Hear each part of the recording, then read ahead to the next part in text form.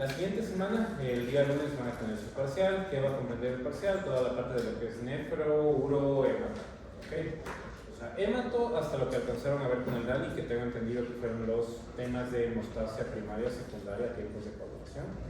Entonces, bueno, vamos a ir viendo un poquito de todo. Esperemos que esta clase no sea tan larga como la de gastro. No va a ser tan larga, ¿ya? Pero bueno, entonces vamos a iniciar, ¿ok? Va. Entonces, en relación a el tema nefrourológico, que es en lo que vamos a comenzar, tenemos que tomar algunos puntos en cuenta. ¿Y a qué me refiero con algunos puntos en cuenta?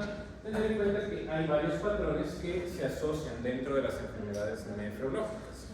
Entonces, en primer lugar, vamos a ir evaluando uno que otro síntoma, que son importantes considerar e importantes que los puedan discernir y tener en cuenta. ¿Okay?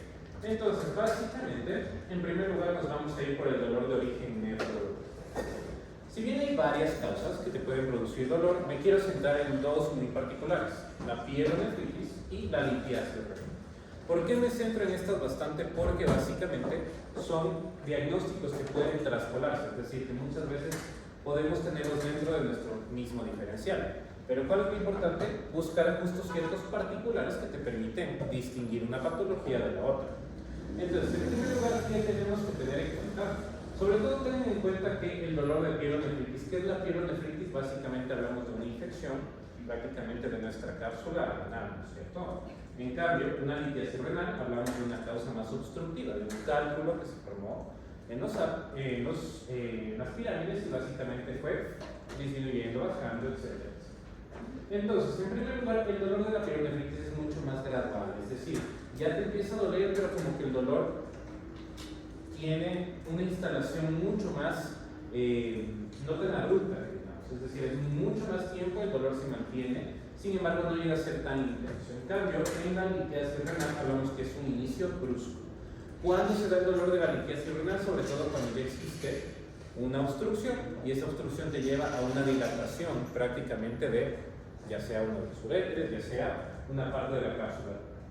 Entonces, la localización de los dos usualmente es en el flanco, la región lumbar. En la litiasis renal puede, ya saben que el cálculo puede ir bajando recorriendo el trayecto de los uréteres. El dolor en la pielonefritis normalmente suele ser continuo, normalmente tiende a ser sordo. ¿Recuerdan cuál era la definición de sordo? Que es ese dolor que está ahí y al mismo tiempo es como que no sabemos por qué está, pero me está molestando y a veces me duele un poco más. Ese es el clásico dolor sordo. En cambio, de la litiasis renal hablamos que es un dolor cólico, ¿ya? Un dolor que te aprieta, que es muy fuerte y que al mismo tiempo se va. Aprieta, se va, aprieta, se va. ¿Okay? La intensidad en la pielonefritis igual, puede ser moderado, puede ser intenso, pero es más común que tenga que ser menos intenso que el de la litiasis renal, porque los dolores de distensión de los uréteres o de la cápsula renal son bastante fuertes. ¿Okay? ¿Alguien le ha dado un cálculo de aquí? ¿Primal? No, están muy jóvenes todavía. Pero bueno, después de los 25 y si tomaron mucho Coca-Cola antes pasa. ¿Ok? Entonces, básicamente, ¿qué otros síntomas se asocian? Sobre todo en la pielonefritis, asocias con síntomas relacionados con fiebre, relacionados con disuria, poliuria o urgencia urinaria, mientras que en la litiasis renal algo que se asocia bastante comúnmente es la hematología. ¿Ok? Perfecto. ¿Cómo evaluamos cada uno de los dos? Tenemos este signo de aquí, también conocido como puño percusión renal, o también conocido como signo de Giordano, ¿cierto? Este es clásico de la pielonefritis, mas no se presenta positivo en las litiasis. Y estos de acá son los puntos ureterales. De pronto vienen los puntos ureterales en Semiolab. Los puntos ureterales tenemos tres. Los únicos que podemos evaluar, o que se evalúan más bien usualmente, son el superior y el medio. ¿Cuáles son? ¿Recuerdan cuáles eran las líneas semilunares de los rectos? ¿No? Sí, tal vez. Tenemos los rectos abdominales, ¿no es cierto? Ellos tienen un límite. Ese límite es prácticamente la línea semilunar. Entonces tenemos el superior, el punto ureteral superior es básicamente donde se termina la línea semilunar y prácticamente está a nivel del ombligo. El medio, ¿dónde lo vamos a tomar en cuenta? Trazamos una línea entre las dos espinas ciliatas anteriores superiores y donde es el límite de la línea semilunar se encuentra prácticamente el punto ureteral. Son puntos que nosotros al palpar durante la consulta, si se presentan positivos, te puede indicar que posiblemente tienes presencia de una litiasis en tus uretres. ¿Okay? ¿Ya? El punto rectal inferior, ¿por qué no lo menciono? Porque este solo se lo palpa a través del tacto rectal. ¿Okay? Entonces no es algo que se realice como que con mucha frecuencia. Sobre todo ya teniendo a disponibilidad pues, la mayor parte de otros estudios diagnósticos, ¿no? Ok, en primer lugar, ¿qué tenemos que ver? Dímenos. ¿Cuáles serían los más importantes o más característicos de los puntos? O sea, no hay uno más importante que el otro porque básicamente lo que te indican es las diferentes obstrucciones que hay en los uretres. Entonces los cálculos, dependiendo de su tamaño, pueden obstruirse ya sea en una parte o en la otra. Por eso es básicamente importante evaluar prácticamente los dos para saber si tu obstrucción es más superior o más bien es más inferior en ese caso. Además hablamos de anatomía en ese caso. Evaluamos si le duele a la persona. Prácticamente, o sea, tú realizas una palpación localizada en los puntos ureterales. Ok, en los cambios de la medición, ¿qué tenemos que saber? Hay cambios de calidad y de cantidad. ¿A qué se refiere eso? Cambios de calidad, características, cambios de cantidad, hablamos de volumen. Cambios de calidad, básicamente, ¿cuáles tenemos? Disuria, en primer lugar. ¿Qué es la disuria? El dolor o malestar durante la micción. A veces se lo describe incluso como un ardor, otras personas lo describen como un dolor. ¿De qué es típico la disuria? Generalmente de las infecciones urinarias. ¿Cuál otro tenemos? La poliacuria. ¿Qué es la poliacuria? El aumento de la frecuencia de micciones. ¿Ok? Normalmente la literatura dice que más de 8 veces se considera poliacuria, sin embargo mucho depende del ritmo de la persona. Porque si una persona te dice, no sabe que yo voy 6 veces a hacer pipí todos los días, básicamente, o sea, como que dentro de todo podemos decir, bueno, o sea, porque fue 2 veces más, es significativo, no es significativo, todo depende de las características de esa persona. La nocturia, que es básicamente esta, sí es muy clara, despertarse para orinar más de 2 veces por la noche. ¿Ok? ¿Dónde se da poliacuria? ¿Dónde se da nocturia? La poliacuria generalmente tienes en los embarazos y en condiciones obstructivas, es decir, por ejemplo, la hiperplasia prostática del hombre. En cambio, la nocturia básicamente es muy común de la insuficiencia cardíaca congestiva. ¿Ok? Básicamente por acumulación de líquidos. Los cambios de cantidad tenemos 3: poliuria, oliguria y anuria. Poliuria, ¿qué quiere decir? Producir más de 3 litros de orina al día en algún adulto. ¿Qué patologías normalmente me pueden dar poliuria?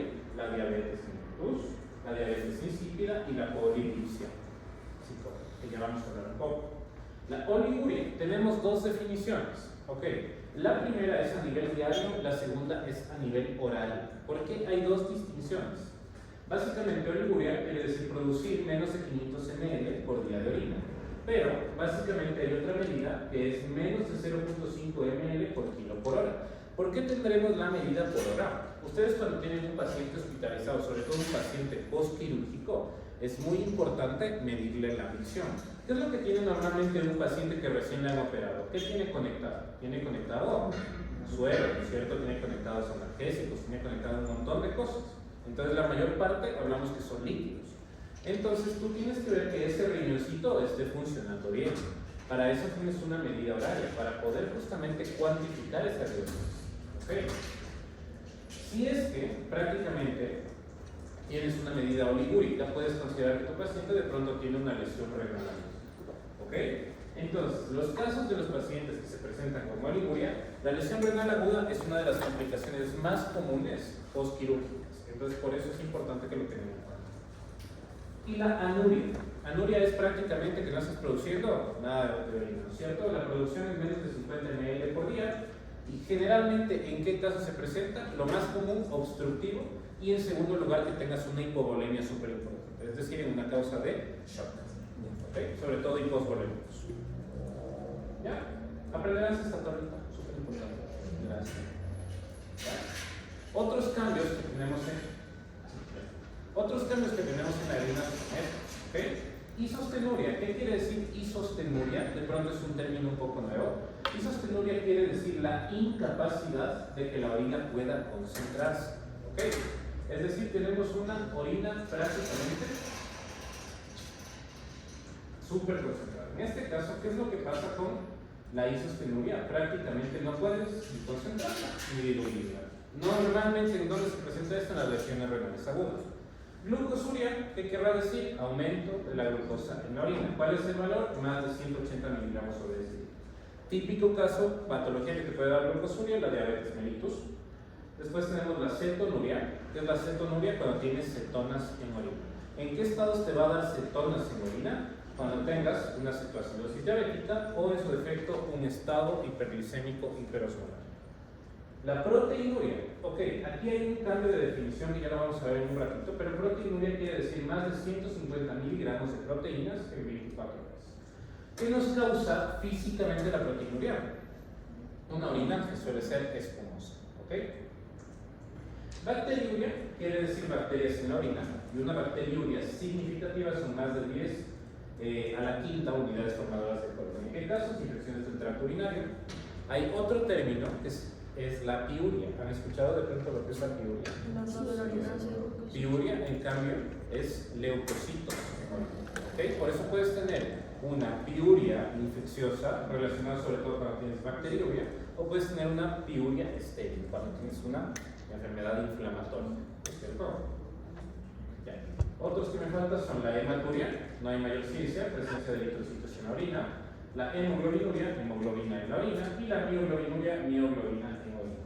Ok, básicamente esta tablita está muy similar, de hecho, a un algoritmo que les puso el Dani en las diapositivas, que es básicamente la distinción entre la deficiencia de ADH, ya sea central, ya sea nefrogénica, o en su defecto, la polidipsia primaria. ¿Ok? Entonces, estas tres causas que nos producían poliuria principalmente. Ahora, ¿qué tenemos que distinguir y cómo tenemos que distinguirlos? En primer lugar, vamos por las dos primeras, la deficiencia central o también la deficiencia nefrogénica. ¿Cuál es la característica de las dos? Si no tienes ADH a nivel central, prácticamente, ¿qué quiere decir? Que nuestro cuerpo no está produciendo la hormona. ¿Ok? Si nuestro cuerpo no está produciendo la hormona, ¿qué estará pasando? Básicamente la ADH va a estar disminuida. Tenemos una parcial que solo un poco de la hormona nos está produciendo y la total que casi nada de la hormona se está produciendo, ¿cierto? ¿Dónde la ADH realiza su acción? Recuerden en qué parte anatómicamente realizaba, aparte de los vasos sanguíneos. En los riñones. ¿En qué parte? En los túbulos colectores, ¿no es cierto? La ADH nos permitía meter agua libre, ¿no es cierto? Entonces, ¿cuáles van a ser mis estados iniciales? En primer lugar, vamos a tener hipernatremia. ¿Por qué vamos a tener hipernatremia? Porque como no tenemos la capacidad, básicamente, de meter agua libre a mi cuerpo, ¿qué se va a activar? El RAS. Si se activa el eje, renina, angiotensina, aldosterona, empezamos a meter sodio, porque el sodio también nos permite jalar agua. ¿Ok? Por eso empezamos a tener una hipernatremia. En la osmolaridad plasmática, ¿qué vamos a tener? Una osmolaridad de normal alta o alta. ¿Por qué? Porque ya estamos metiendo más sodio, estamos metiendo más solutos, por ende se vuelve más concentrado. ¿Qué otra cosa tenemos? Básicamente la osmolaridad urinaria. En estos casos va a ser baja. ¿Por qué va a ser baja? Porque prácticamente, ¿qué es lo que está pasando? No tengo la capacidad de concentrar mi orina, es decir, no tengo la capacidad de meter agua dentro de mi cuerpo, por ende, la osmolaridad va a ser baja. ¿Qué examen me ayuda a medir la osmolaridad? La densidad específica. ¿Ya? De ahí hacemos la prueba de restricción de agua. ¿Qué era la prueba de restricción de agua? No le das agua presente. Cuando no tomas, ¿cierto? Cuando no tomas nada de agua. ¿Qué es lo que pasa con esta prueba? Básicamente la osmolaridad plasmática aumenta mucho más y la urinaria permanece baja. Entonces la pregunta clásica es, ¿qué te permite saber si tienes una central de una nefrogénica? Prácticamente realizamos una prueba adicional. Utilizamos un fármaco que se llama la desmopresina. ¿Qué es básicamente la desmopresina? Un análogo de hormona antidiurética. Entonces, si tenemos una deficiencia central, ¿qué es lo que va a pasar? La osmolaridad plasmática va a disminuir hasta un nivel normal y la urinaria, en cambio, va a aumentar. Eso quiere decir que la persona, a pesar de que tenga un problema central, su riñón sigue funcionando. Por eso me responde a la acción de la hormona antidiurética. En la nefrogénica, ¿qué es lo que pasa en este caso? Hay muchos casos similares, como pueden ver aquí, todo esto es similar. ¿Qué lo distingue a la nefrogénica de la central? Básicamente la prueba con desmopresina. Si tú no tienes receptores de antidiurética, ¿qué es lo que va a pasar? La desmopresina no va a hacer nada, básicamente. Dime eso. ¿Por qué se usan diuréticos específicos para tratar la Diabetes insípida. ¿Cuál? ¿Las dos? Las dos. ¿Claro? Verás, o sea, ¿qué hacen los diuréticos tiacídicos? ¿Dónde actúan normalmente? ¿A nivel de? En túbulo conector. El túbulo contorneado distal. Entonces, ¿a qué te van a ayudar un poco los diuréticos tiacídicos? ¿Qué hacen normalmente con el sodio? ¿Qué hacen con todas con todos los solutos? O sea, impide que se absorba sodio y cloro, creo. Sí. La Entonces, hidroxida. pero ahí no tienes como más orina. Es un diurético. Sí, tienes más orina, pero ¿a qué te ayuda? Pues básicamente a que en tu plasma no exista un aumento de osmolaridad. Entonces, por ese caso te puede ayudar, para que básicamente estés evitando una hipernatremia secundaria. Entonces, por ese lado te puede ayudar. Sin embargo, a la final prácticamente lo utilizas como un tratamiento únicamente sintomático. O sea, sí te va a producir de hecho mucha más orina en ese caso, que es el problema principal en teoría por lo que estamos tratando, pero prácticamente en este caso vas a evitar consecuencias. Sobre todo la hipernatremia cuando sube mucho te puede producir varios problemas. ¿Ya? Y una pregunta, no entendí muy bien por qué en la osmolaridad plasmática es alta y en la urinaria es baja. Ya, porque básicamente como aquí no tienes la capacidad de meter agua libre en tu cuerpo, ¿qué es lo que pasa? Se activa el eje renina-angiotensina-aldosterona. Si se activa el RAS, ¿qué es lo que vas a meter? Vas a meter sodio y vas a meter agua. Sí. Entonces, básicamente, si haces eso, ¿qué es lo que va a pasar? Dejas a la orina prácticamente diluida, porque ya no tienes sodio, Ajá. y prácticamente en tu plasma, ¿qué es lo que va a pasar? Se Pues acumula. aumenta las osmolaridad, porque estás metiendo más sodio. Digo, Ya, perfecto. Ya, y en la polidipsia primaria, que es básicamente tomar agua como loco, ¿cierto? ¿Qué caracteriza a la polidipsia primaria? Que prácticamente es un estado dilucional. ¿Qué quiere decir un estado dilucional? Básicamente que tú estás metiendo mucha más agua libre a tu cuerpo. ¿Qué va a pasar en ese caso si es dilucional? Básicamente la ADH en este caso, ¿qué tiende a hacer? Va a estar disminuida. Puede estar normal o puede estar disminuida. ¿Por qué va a estar disminuida? Porque si tienes más agua, el cuerpo dice, ok, no tengo la necesidad de estar metiendo agua. Entonces por eso se disminuye. Vas a tener hiponatremia, ¿por qué? Porque se diluye, al tú meter más agua, te estás diluyendo prácticamente el plasma. La osmolaridad plasmática va a estar baja, a diferencia de estas dos, porque en este caso no estás activando el RAS. Y si no se activa el RAS, pues no hay nada necesidad. ¿Ya? La osmolaridad urinaria en este caso va a estar bajísima. ¿Por qué? Porque básicamente estás haciéndole al riñón que filtre muchísima agua. Entonces por ende se va a diluir completamente. ¿En qué estados van a haber una polidipsia primaria? Sobre todo en pacientes que tienen enfermedades psiquiátricas. Hablamos básicamente de esquizofrenia, hablamos de trastornos obsesivos compulsivos. ¿Ya? Ok, otros cambios, ya hablamos. El sedimento urinario. De pronto revisaron un poco de sedimento con el DANI. Lo que son los cilindros, lo que son los hematíes dismórficos. No. A ver. ¿Qué es el sedimento urinario? El sedimento urinario es básicamente una parte del análisis de laboratorio a nivel nefrológico. ¿Para qué nos sirve? Para determinar si existe una potencial causa de afectación. ¿Cómo sacamos el sedimento? ¿Saben lo que es una centrífuga? Exacto. Colocas orina en una centrífuga y lo que haces es que bajen todos los solutos al final. Y cuando tú tienes todos los solutos al final, ¿qué haces? Analizas esos solutos. ¿Ok? ¿Qué podemos encontrar normalmente? Células, normalmente eritrocitos, leucocitos, acantrocitos, o en su defecto los cilindros, que es de lo que vamos a hablar un poco más. En primer lugar, así se ven los cilindros, váyanos viendo, uno por uno, hay varios. Eso es lo que tú ves en una microscopía óptica después de lo que haces una centrífuga. Y te permite tener idea de cuál puede ser el potencial diagnóstico de tu caso. Entonces vamos a ir viendo poquito a poco. ¿De qué se forman los cilindros? Los cilindros se forman de una proteína que se llama la proteína de Tam-Horston. ¿De pronto han escuchado eso? Básicamente es la que te da la arquitectura de este cilindro. ¿Qué tenemos? En primer lugar, los cilindros hialinos. ¿Qué son los cilindros hialinos? Son los cilindros blancos, cilindros grises, formados principalmente por la proteína de Tam-Horston. En este caso, la proteína de Tam-Horston, ¿dónde se produce? Sobre todo en los túbulos colectores, ¿ok? Es producto de la degradación tubular, ¿ya? Y básicamente es un hallazgo súper inespecífico, o sea, es un hallazgo que te puede dar en cualquier patología, sobre todo se da mucho en las lesiones renales agudas, pero prácticamente es bastante inespecífico. Acuérdense, el gris, porque es inespecífico, no tiene ninguna ligación. De ahí, ¿cuál tenemos? Los cilindros eritrocitarios. ¿Por qué eritrocitarios? Miren, básicamente están compuestos por eritrocitos, por glóbulos rojos. ¿En qué casos vamos a tener cilindros eritrocitarios? Sobre todo cuando tenemos glomerulonefritis, ¿ok? Cuando tenemos una hematuria microscópica de origen glomerular, es muy probable que tengan básicamente cilindros eritrocitarios. Recuerden, el rojo con cilindros eritrocitarios. ¿Cuál otros tenemos? Los cilindros grasosos. ¿Ok? Los cilindros grasos, también conocidos como cilindros en cruz de Malta.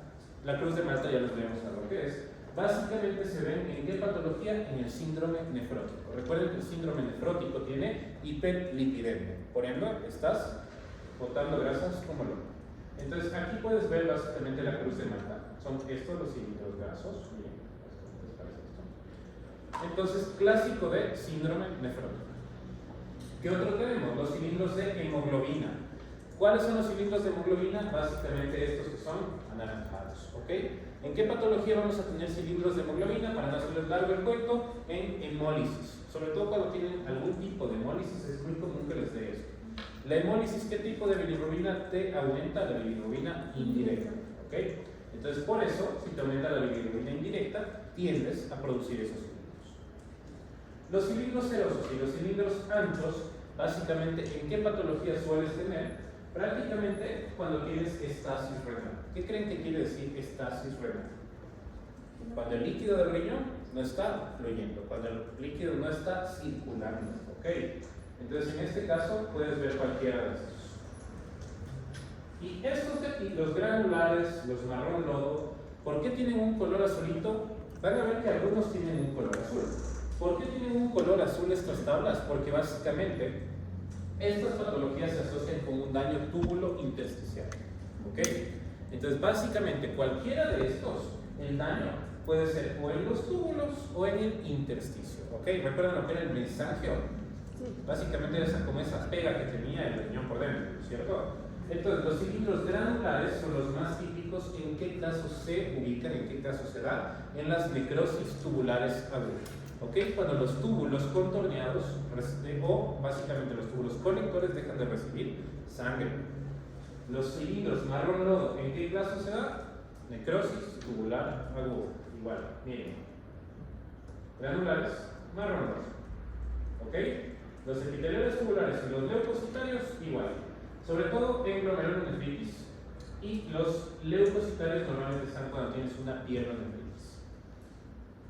¿Ya? Ahí está un pequeño resumen, ¿ok? De todos los que acabamos de ver. ¿Listo? ¿Listo? ¿Qué es la hematuria, chicos? Básicamente la hematuria es la presencia de sangre en la orina, ¿no es cierto? Tenemos de dos tipos, macroscópica y microscópica. Macroscópica, ¿qué quiere decir? Es esa hematuria que tú la puedes ver acompañando a la orina, o sea, no tiene mayor ciencia, tú la ves ahí clarito junto a la orina. En cambio, la hematuria microscópica únicamente la puedes ver utilizando un microscopio. Entonces, básicamente, ¿cuándo vamos a tener la una? ¿Cuándo vamos a tener la otra? Hay un montón de causas. Ahí tienen un montón de causas, pero lo que quiero que se acuerden es que en hematuria es mejor distinguir básicamente dos grandes grupos. Hematurias glomerulares y hematurias no glomerulares. ¿Por qué? Porque básicamente las hematurias glomerulares usualmente se presentan con hematuria microscópica, mientras que las hematurias no glomerulares suelen muchas veces presentarse con hematuria macroscópica. ¿Ok? Entonces, básicamente, ¿qué es lo que tenemos que ver con una hematuria? Si una hematuria es inicial, es decir, al momento que inicia el chorro, presenta sangre, el daño ¿dónde va a ser anatómicamente? En la uretra. ¿Ok? Entonces, hematuria inicial en la uretra.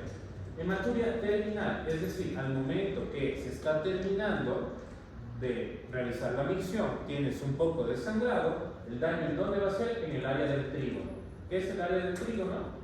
La vejiga y la próstata. O sea, todo ese sector. Y en cambio, si es que la hematuria es en todo el tiempo, no existe distinción ya sea al inicio o al final, tu daño va a ser desde la vejiga hacia arriba, es decir, vejiga, uréteres, riñones. ¿Qué síntomas se acompañan? Disuria, usualmente cuando hay una infección asociada, y también la dificultad para orinar, básicamente, sobre todo cuando hay obstrucción. ¿Han escuchado el término tenesmo urinario? Es esa sensación de que no ha existido un vaciado completo, ¿cierto? Dolor en el flanco asociado con obstrucciones, dolor suprapúbico e infecciones. De hematuria, aquí viene la diferencia entre las dos, la no glomerular y la glomerular. ¿Ok?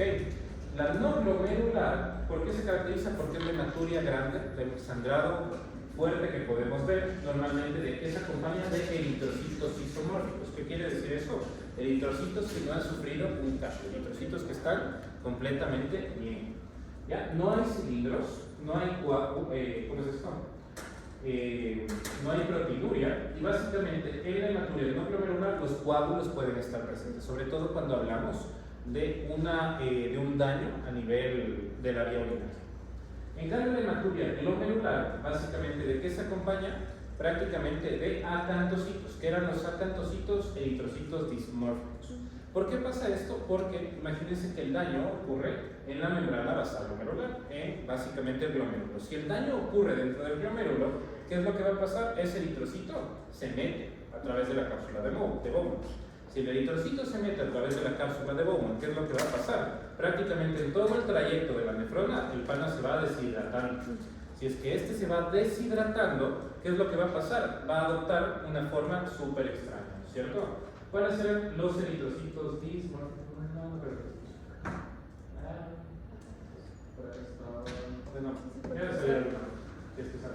Pero básicamente los acantocitos se ven como una estrella, ¿okay? Se ven sin ninguna forma. Cilindros suelen estar presentes, sobre todo cilindros eritrocitarios. La proteinuria también está presente, específicamente la albuminuria, y los coágulos usualmente están ausentes, porque si el daño es en el glomérulo, no ha existido la capacidad básicamente de coagular. La proteinuria. Con proteinuria tenemos básicamente algunos conceptos específicos que tenemos que saber. Con proteinuria tenemos básicamente dos términos, una proteinuria selectiva y una proteinuria no selectiva. En primer lugar, vamos a hablar un poquito sobre la cantidad, ¿ok? Cuando hablamos de cantidad, vamos a medir una de las proteínas más importantes que tiene el cuerpo en la orina. Tenemos tres rangos. Si es que, básicamente, yo tengo menos de 30 miligramos por gramo y mi albuminuria menos de 30 miligramos por decilitro, vamos a considerar que es normal. Todo esto se mide en la orina de 24 horas, ¿ok? Si es que básicamente aquí tienes menos de 30, estás check. Eso quiere decir que tu riñón no está perdiendo proteínas. Si es que tienes una albuminuria entre 30 y 300, hablamos de que tienes microalbuminuria, ¿ok? La microalbuminuria, ¿en qué patologías es súper común acordarse? Acuérdense de las patologías más prevalentes en los centros de salud: hipertensión y diabetes, nefropatía hipertensiva, nefropatía diabética. Súper común que te dé una microalbuminuria.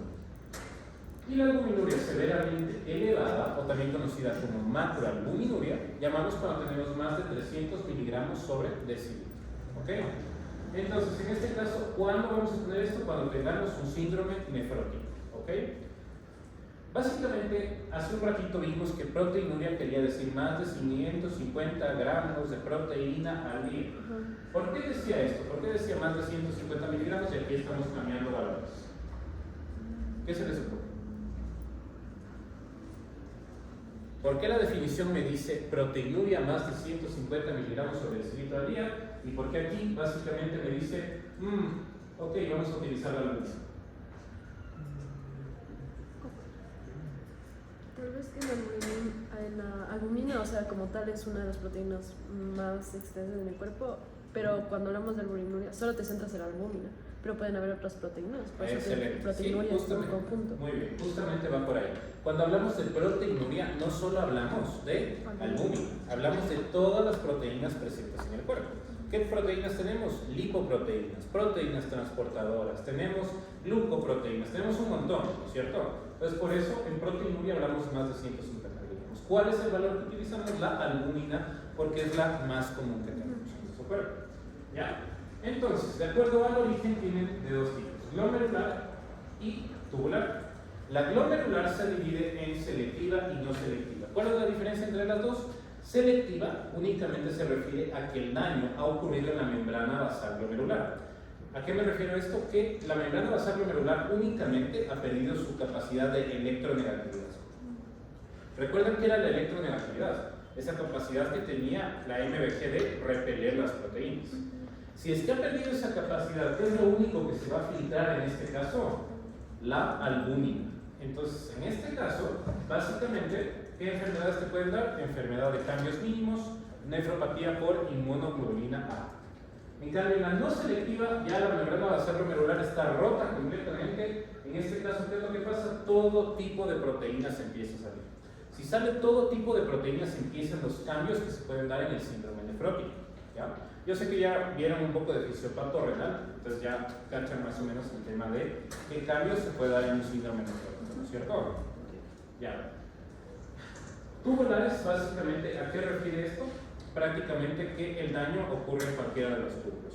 ¿Cómo sabemos si una proteinuria es de origen glomerular o si es de origen tubular? Tenemos este factor de aquí, la beta-2 microglobulina. Si tú tienes presencia de beta-2 microglobulina, hablamos que tu daño es en los túbulos. ¿En qué caso se da normalmente? Nefritis intersticiales, nefropatía por analgésicos, nefropatía por AINES. En esos casos lo que se daña son los túbulos renales. ¿Ok? ¿Ya?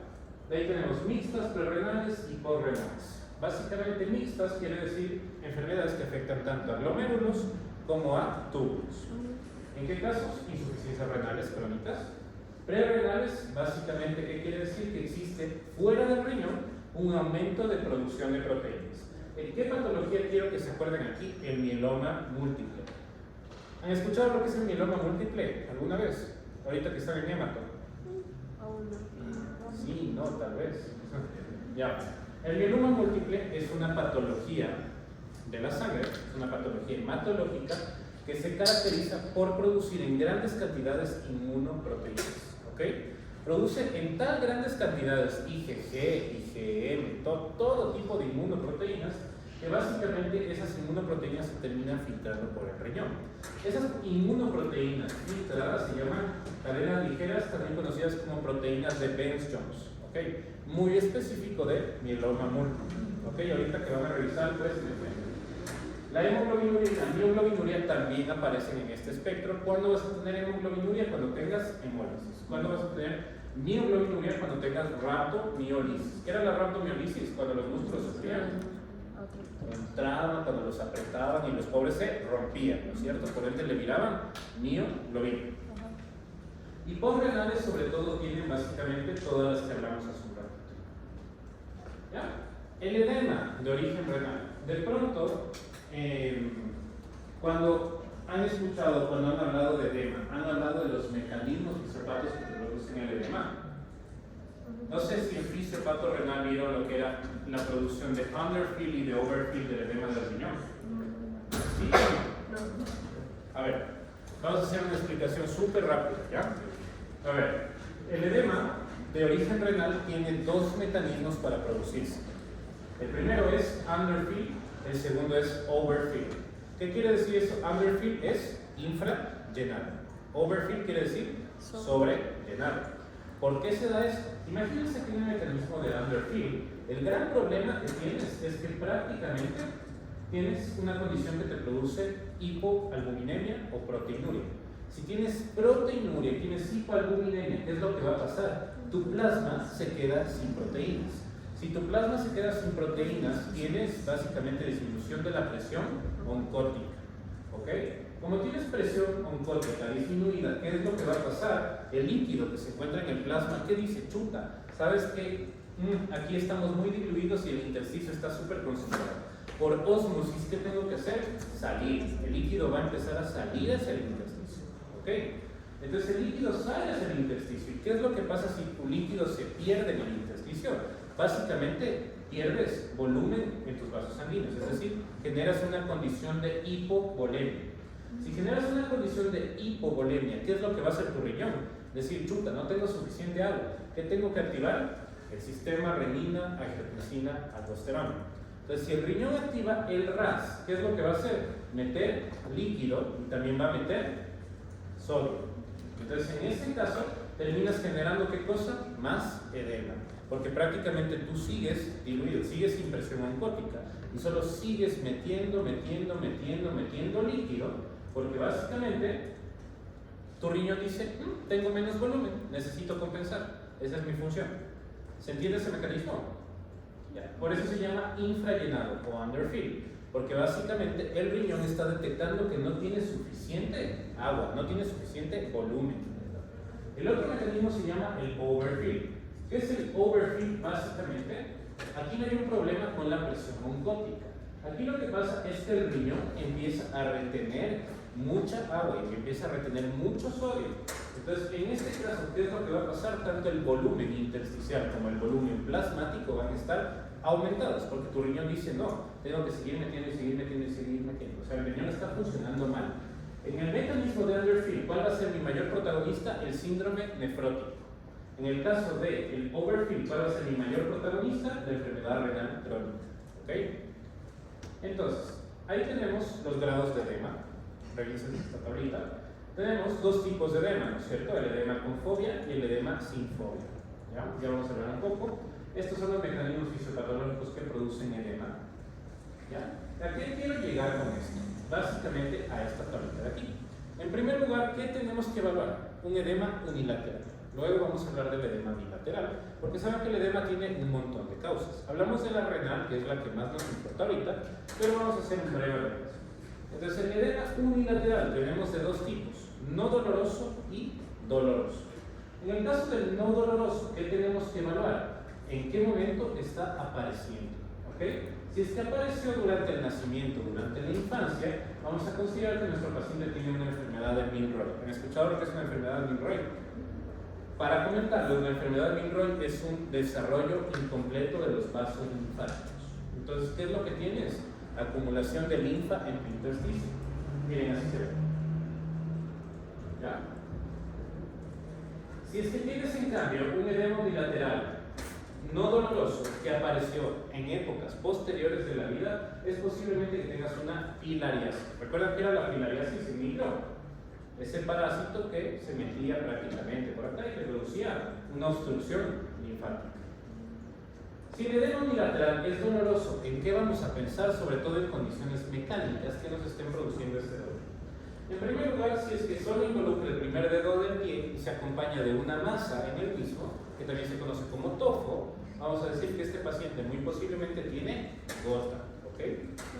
Si es que una parte grande de la extremidad está afectada, es muy dolorosa, se acompaña de edema, se acompaña de fiebre y básicamente se asocia con un microtraumatismo previo en el área, vamos a tener una celulitis. ¿Ya? Y si nuestro paciente se involucra toda la extremidad, básicamente tenemos que evaluar si puede ser una filariasis o en su defecto una trombosis venosa crónica. No sé si vieron con el Dani lo que era el signo de Hoffmann, que tú básicamente le inclinabas el pie y si le dolía, era un signo que te podía decir, sí, este paciente tiene probablemente una trombosis venosa crónica. ¿Ya? Eso no se olvida. ¿Ok? Ahí vienen básicamente las posibles causas de edema unilateral. Con el edema bilateral tenemos un montón de causas, como pueden ver. Este mapa conceptual apréndanselo súper bien. ¿Ok? Porque básicamente, ¿qué nos quiere decir? Nos va a ir ligando ciertas causas. Para resumir brevemente, ¿qué es lo que quiero decirles? Que se guíen también por un poco el algoritmo. ¿Cuál va a ser nuestro punto determinante del edema generalizado para determinar la causa? La presión venosa yugular. ¿Ok? Si la presión venosa yugular es alta, recuerden que la presión venosa yugular, cuando esto se ingurgitaba mucho. Si tu presión venosa yugular es alta, acuérdense siempre que la causa va ligada a corazón, a pericardio o en su defecto a pulmón. ¿Ok? Presión venosa yugular elevada, ¿dónde va a ser el daño? A nivel torácico posiblemente. Si mi presión venosa yugular está normal, ¿a qué nos va a orientar? A otro tipo de causas. Las principales renales, hepáticas, tiroideas, hipoalbuminéricas, malnutrición o también fármacos. ¿Ok?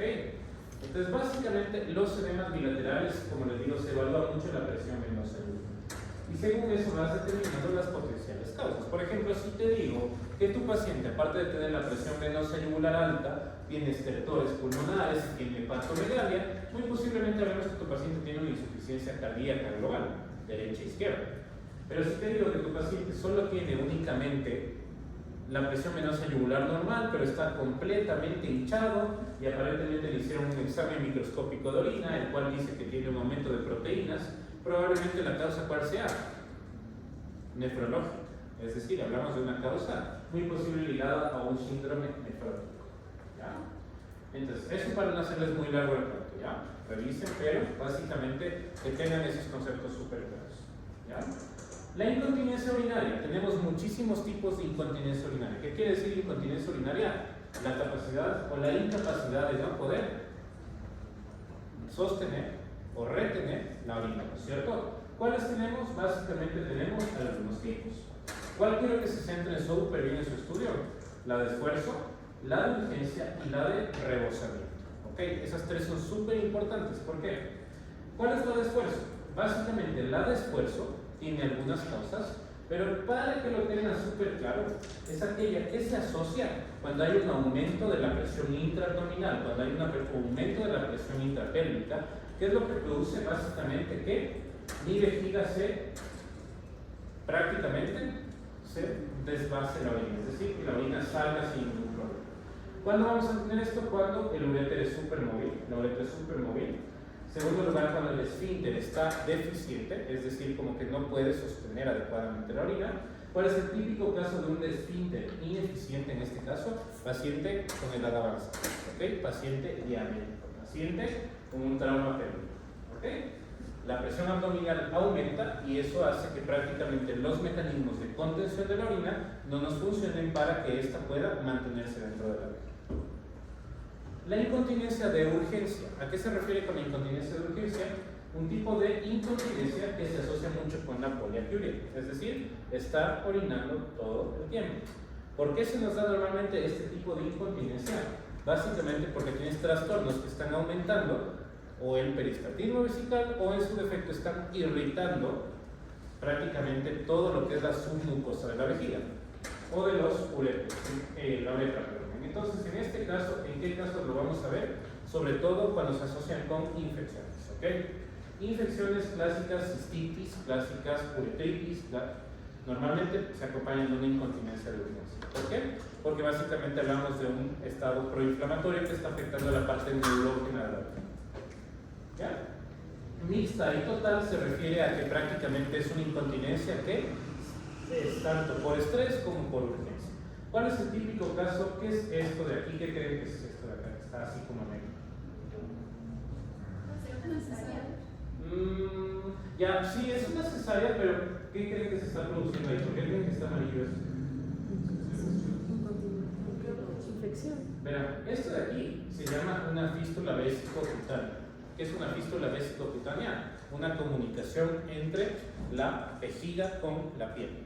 ¿Ok? Entonces, básicamente, eso te va a dar de ley una incontinencia mixta, porque prácticamente la orina que está llegando a la vejiga, orina que se sale por la piel. ¿Por qué está negro? Porque prácticamente la orina, recuerden que siempre tiene un poquito de glucosa, ¿no es cierto? Entonces, ¿eso a qué te predispone? Que prácticamente sea un caldo de cultivo esa piel, pueda sobreinfectarse y pueda producir muchos problemas. ¿Ya? ¿Cómo dices que se llamaba? Fístula vesicocutánea. ¿Ya? La incontinencia por rebosamiento. ¿Qué quiere decir la incontinencia por rebosamiento? Es una incontinencia que se da cuando básicamente se ha superado todo el volumen que puede alojar mi vejiga. ¿Cuánto es el volumen máximo de orina que puede alojar su vejiga aproximadamente? ¿Cuánto creen? 600. Mira, algunas literaturas difieren un poco, pero puede ir aproximadamente entre 600 a 1000 ml dependiendo de la persona. Entonces imagínense lo que es tener 1 litro en la vejiga. Es un montón. Entonces, cuando se supera la capacidad de almacenamiento de la vejiga, ¿qué es lo que va a terminar pasando? Básicamente, va a intentar liberar esa orina de poco a poco para poder prácticamente mantener su integridad anatómica. Entonces, la clásica causa de una incontinencia por rebosamiento es que tengas una obstrucción del tracto de salida vegetal. Típico caso de una hiperplasia prostática benigna que no permite que adecuadamente la orina salga. Entonces, eso hace que los pacientes generen ese síntoma de chorros. ¿Qué pasa con los pacientes prostáticos? Básicamente es chorro, chorro, chorro, chorro, ¿no es cierto? Entonces prácticamente es porque tienen una incontinencia por rebosamiento, porque no pueden mantener la integridad de su esfínter. ¿Ya? La disfunción neurógena prácticamente cuando te puede dar, cuando tienes lesiones a nivel nervioso y no se transmiten adecuadamente los impulsos simpáticos o parasimpáticos que mantienen la integridad de tus estructuras. ¿Ya? Ahí tienen el resumen, básicamente para que lo revisen. Como les digo, para mí es súper importante que distingan entre estas tres. Esfuerzo, urgencia y rebosamiento. ¿Ok? Ahí tienen los gráficos que más les gustan. ¿Ya? En relación a retención urinaria, ¿qué tenemos en relación a retención urinaria? Tenemos de dos tipos, la aguda y la crónica. ¿Qué es la retención urinaria? Básicamente cuando se acumula, ¿no es cierto? Cuando la orina no puede salir. ¿Cuál es la típica causa de retención urinaria? Sobre todo cuando hablamos de pacientes masculinos, problemas prostáticos, ya sea hiperplasia prostática benigna o en su defecto cáncer de próstata. ¿Cuándo se da retención urinaria crónica? Sobre todo cuando hablamos de causas neoplásicas, que son iguales tanto en hombres como en mujeres. Los cánceres de las vías urinarias son súper importantes en este caso. ¿Cómo se caracteriza? Esto que ven aquí es un globo vesical. ¿Okay? Es una, básicamente, vejiga hasta su máxima capacidad. En este punto de aquí tenemos dos tipos de manejo. ¿Cómo manejaríamos una retención urinaria? Utilizando nuestra piel sonda, ¿no es cierto? Pero ¿qué pasa si es que por X o Y razón yo no puedo utilizar mi sonda? Por ejemplo, yo les cuento un caso. En Iruquén teníamos un paciente con cáncer de pene que tenía una sobreinfección a nivel uretral. Entonces, por nada del mundo, en una infectada, tú podías tener una sonda, porque ibas a diseminar el rápido. ¿Qué se hace en esos casos cuando te desarrollan una retención urinaria aguda? Esto se llama punción suprapúbica. ¿Okay? En este caso es un paciente pediátrico. ¿Cuándo se hace esto? Cuando tu paciente tiene una agenesia uretral. ¿Okay? Entonces tienes que eliminar de alguna manera u otra la orina que está ahí. ¿Ya? ¿Qué horas son? Las 4. Híjole. A ver, yo tengo largo todavía, entonces no sé si tenían algo planeado y tienen que salir, vayan tranquilos. Pero bueno, ya depende de ustedes. No sé. Ya. El síndrome nefrítico. ¿Qué es el síndrome nefrítico? Básicamente hablamos de un síndrome que se caracteriza por algunos puntos específicos. ¿Cuáles nomás van a ser? Hematuria glomerular, proteinuria leve, hipertensión y edema periférico leve. ¿Ok? Todos esos signos sumados nos van a dar un síndrome nefrítico. ¿Qué características incluyen los síndromes nefríticos? ¿Por qué será un síndrome nefrítico? Usualmente hablamos de una condición inflamatoria. Esta condición inflamatoria, ¿qué es lo que está haciendo? Genera un daño en los capilares glomerulares. ¿Ok? Entonces, en este caso, ¿qué es lo que va a pasar? Básicamente, eso termina generando esa inflamación, liberación de citocinas, toda la cascada inmune activada, nos termina generando también un leve daño en la membrana vascular. Y eso termina generando tanto la proteinuria, microalbuminuria, y la hematuria. En este caso, normalmente, ¿cuál es la proteína que se va a liberar hacia la orina? La albúmina directamente. Cualquier daño que suele producir el síndrome nefrítico no suele ser tan grande, por decirlo así. Entonces, prácticamente, básicamente, lo que se daña más que nada es la electronegatividad para poder repeler las proteínas. Tenemos oliguria, súper clásico, se disminuye la tasa de filtración glomerular. ¿Qué más tenemos? Azotemia, que es la azotemia, básicamente que no puedes excretar suficiente urea, es decir, tienes un estado de aumento de urea en tu sangre, también conocido como uremia. Y por último tenemos retención de sal. ¿Por qué tenemos retención de sal en este caso? Porque mi riñón, que es lo que quiere terminar haciendo, básicamente compensando el volumen que está perdiendo. Entonces por eso te genera este tema. Tenemos muchas causas, como pueden ver, el síndrome nefrótico, todos estos que se encuentran aquí. Recuerden todo lo que digo, ¿ok? Podemos asociarlos con algunas cosas.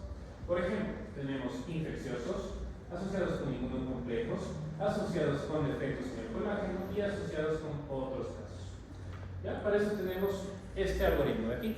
¿Ok? Este es súper importante que lo vean, que lo revisen, que lo lean. Tenemos tres tipos de glomerulonefritis en general. ¿Ok? En primer lugar, asociadas a ANCA, en segundo lugar, antimembrana basal glomerular y en tercer lugar, mediadas por inmunocomplejos.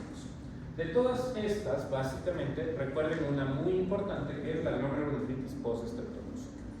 ¿Por qué se caracteriza la glomerulonefritis postestreptocócica? Básicamente es un paciente que tuvo una infección asociada con un estreptococo beta hemolítico del grupo A. Es decir, en pacientes pediátricos, ¿qué puede ser?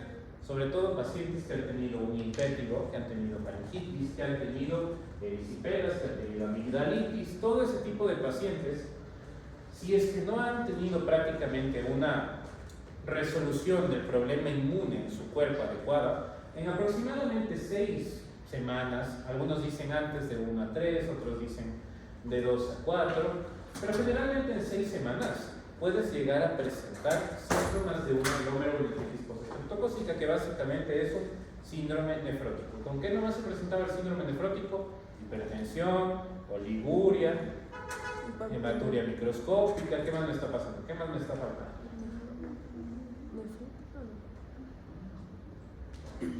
¿En eso se presentaría con fiebre o no mucho? ¿Qué opinan?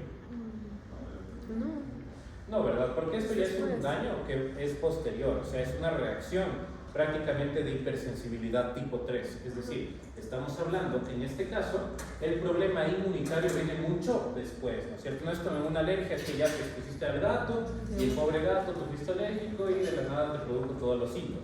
Este es un problema posterior, ¿ok? No se presenta como un cuadro agudo clásico de una infección, sino que es un problema más sencillo. ¿Qué quiero que se acuerden mucho de la glomerulonefritis postestreptocócica? Básicamente que existe algo característico a nivel del plasma. ¿Qué va a ser eso característico? Que en esta patología tienes un complemento C3 bajo, pero una característica del C4 va a estar normal. ¿Ok? Y como pueden ver, básicamente se asocia mucho con lo que vimos acá. ¿Ok? Entonces, en este caso, ¿cómo vamos a revisar este algoritmo? Tenemos en primer lugar glomerulonefritis asociadas al ANCA. ¿Recuerdan lo que era el ANCA? ¿Perdón? Sí. O sea, es un anticuerpo, ¿cierto? ¿Ya? Entonces tenemos el PD3 ANCA y el MPO ANCA. Todas estas patologías básicamente van asociadas al ANCA, ¿ok? ¿Qué son estas patologías que tienen estos nombres tan raros? Por ejemplo, granulomatosis de Wegener, poliangitis microscópica, granulomatosis eosinofílica con poliangitis, son vasculitis, ¿ok? Son vasculitis, es decir, tienen un problema inflamatorio a nivel de los vasos que te producen también un daño renal, ¿ok? No nos vamos a meter mucho en esto porque básicamente son patologías que ahorita no nos interesa mucho ver. Los que tienen antimembrana basal glomerular tenemos que dividir en dos tipos: los que involucran al riñón, al pulmón, y los que no involucran al pulmón. Si es que el problema ocurre en el pulmón y también ocurre en el riñón, es decir, tienes un paciente que aparte de presentar hematuria, te presenta con hemoptisis, ¿qué puedes pensar? Un síndrome de Goodpasture, es decir, un daño, una patología de membrana basal glomerular. Y las que no involucran al pulmón, hablamos de una glomerulonefritis antimembrana basal glomerular. Y por último tenemos las mediadas por inmunocomplejos. Si es que tienes niveles de C3 bajo, como vimos anteriormente en la glomerulonefritis postestreptocócica, ¿qué tienes que pensar? Nefritis lúpicas o glomerulonefritis infecciosas. Si es que tienes los C3 normales, hablamos de IgA, vasculitis por IgA, nefritis por IgA y sobre todo glomerulonefritis fibrilar. ¿Qué es la glomerulonefritis fibrilar? Cuando prácticamente existe fibrosis a nivel del pulmón. ¿Ya? Ok. De ahí, ¿qué más tenemos? Ya vimos lo que es un poco el síndrome nefrítico. ¿Al cual tenemos que ver ahora? Al síndrome nefrótico. Ok. ¿Por qué se caracteriza mi síndrome nefrótico? Hablamos de salud. Hablamos de que es una patología que prácticamente se caracteriza por perder proteínas. ¿Ok? Ese es prácticamente la definición del síndrome nefrótico. Entonces, en este caso, cuando pierde proteínas el riñón, ¿qué es lo que va a pasar? Va a acompañarse de otros fenómenos. En primer lugar, hipoalbuminemia. ¿Por qué se acompaña de hipoalbuminemia? Porque ya se te dañó la membrana, entonces las proteínas empiezan a filtrarse. Después tenemos edema, lógicamente. Recuerden que estaba básicamente perdiendo proteínas, entonces por ende disminuye tu presión oncótica. Todo se mete. De ahí tenemos hiperlipidemia grave. ¿Por qué se da la hiperlipidemia en el síndrome nefrótico? Porque al momento que nosotros perdemos proteínas de varios tipos, ¿qué es lo que hace el hígado? Dice chuta, o sea, como que me estoy quedando sin proteínas. Entonces, si me estoy quedando sin proteínas, ¿qué va a hacer el hígado? Intentar compensar, intentar producir muchas más. Y al intentar producir muchas más, que termina generando ese hígado, básicamente que se produzca una hiperlipidemia, es decir, un exceso de lípidos a nivel de la sangre. ¿Okay? Básicamente, en este caso, recuerden que inicialmente se pierde la carga de la membrana basal glomerular y después, ¿qué es lo que pasa? Pues se pierde toda la integridad. ¿Qué consecuencias tiene mi paciente? En primer lugar, hipoalbuminemia, como les dije anteriormente. Aumenta la síntesis de lipoproteínas, pero no solo eso, también tenemos un aumento un aumento de producción de otro tipo de proteínas. Tenemos la pérdida de nitromina 3 y de proteínas anticoagulantes. Si es que pierde esto, ¿qué van a tener los pacientes con síndrome nefrótico? Hipercoagulabilidad. ¿Okay? También pierden inmunoglobulinas, por ende aumenta la tendencia a infecciones y también básicamente pierdes proteínas transportadoras. Si pierdes proteínas transportadoras vas a generar un daño en varios tipos. Básicamente no vas a poder transportar vitamina D, no vas a poder transportar hormonas tiroides y tampoco vas a poder transportar hormonas sexuales. ¿Ya? Y por último genera retención de sodio por el mecanismo de Underfield. ¿Ya? ¿Qué manifestaciones tiene? Pues todas las derivadas a lo que hemos conversado. En primer lugar, el edema, aumentan de peso, lógicamente, la fatiga y también tienen todas las que hablamos previamente. Algo por lo que se caracterizan mucho los pacientes del síndrome nefrótico, sobre todo en las primeras instancias, es porque tienen mucha orina espimosa, acompañada sobre todo de hipocalcemia, y aparte de eso tienen mucha susceptibilidad de infecciones. La diferencia entre los dos. En infecciones del tracto urinario, ¿qué quiero que recuerden? Sobre todo la localización y los síntomas asociados. Si es que hablamos que básicamente pensamos en una infección del tracto urinario inferior, ¿qué síntomas va a presentar mi paciente? Irritativos. ¿A qué me refiero con irritativos? Síntomas que el paciente presenta a raíz de la inflamación. Hablamos de aumento de frecuencia urinaria, urgencia miccional, disuria y tenesco miccional. ¿Okay? Hematuria y sensibilidad suprapúbica en menos casos. De ahí, la infección del tracto urinario superior, ¿por qué se acompañaría? Se acompaña más que nada por fiebre. Aparte de la fiebre tenemos dolor en el flanco, sensibilidad en el ángulo costovertebral, náuseas y vómitos.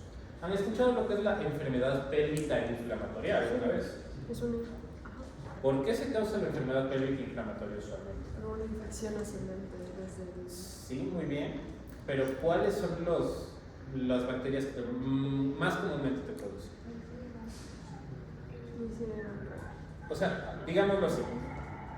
¿Creen que es más común que te dé una enfermedad pélvica inflamatoria por una bacteria común como la tricomona, o en su defecto sería más común que te dé esta enfermedad por una bacteria típica? Hablamos gonorrea, hablamos clamidia. ¿Qué creen? Por la segunda, ¿no es cierto? Gonorrea, clamidia. Entonces, si tienes una enfermedad pélvica inflamatoria, aparte de todo esto, ¿qué vas a tener? Mucha presencia de, por ejemplo, en este caso, secreciones genitales, dolor, mucha malestar y aparte otros signos sistémicos importantes. ¿Ya? De ahí tenemos el SHU, síndrome hemolítico urémico, que más vamos a ver en la parte de hemato. Y ya, estos no me les paren bola, me faltó y el arco, porque ustedes no vieron. Y la uremia. ¿Qué era la uremia, chicos, cuando se acumulaba? Básicamente, sustancias tóxicas debido a que mi riñón no puede filtrar. ¿Cómo se llamaba el síntoma cuando teníamos un exceso de uremia? Hace un rato les dije. O la otra forma de decir a la uremia. Va por ahí, azotemia. Okay. Ya, azotemia y uremia, a ver, legalmente no son lo mismo. Azotemia quiere decir aumento de productos nitrogenados en la sangre. ¿Ya? Pero recuerden que básicamente, usualmente cuando se acumula productos nitrogenados también se acumula la urea. ¿Recuerdan básicamente la urea de qué ciclo provenía? El ciclo de la urea a raíz de qué sustancia se provenía. Ya sin degradación de las proteínas, y en la degradación de las proteínas, ¿qué generas? Amonio, excelente. Entonces, normalmente la urea proviene de la degradación del amonio. Nosotros deberíamos poder filtrar la mayor cantidad de urea que tenemos. Pero, si no podemos, ¿qué va a pasar? Vamos a tener uremia. ¿Y la uremia por qué se caracteriza? Por todo esto de aquí. Tienes fatiga, tienes debilidad, tienes dolores de cabeza, náuseas, vómitos, pérdida del apetito. Te da un cambio en tu aliento bastante severo. O sea, el aliento termina generando prácticamente un olor muy fuerte. Y aparte de eso se genera esto que está aquí, que no se ve muy claro, pero es como escarcha. Esto se llama escarcha urea. ¿Okay? También bastante común en estos. Ok, hasta ahí nefro. ¿Alguna pregunta? ¿Algo que no les quedó muy claro? ¿Algo que quisieran volver a ver? ¿O todo claro? ¿Quieren seguir con hémato o quieren despejar la cabeza un rato? Seguimos, paramos. Por acá escuchan, por acá, por acá. ¿A quién le paro, bueno? ¿Seguimos? Ya, chévere. Deme 15 segundos.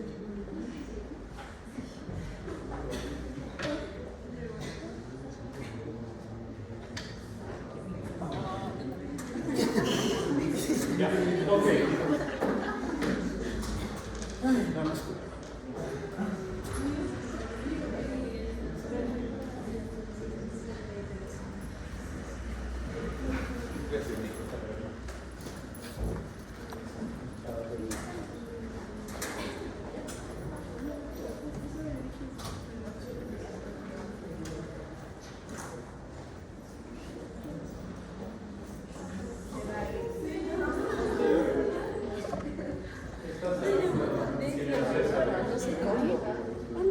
Ni siquiera le tengo agregado, no sé por qué.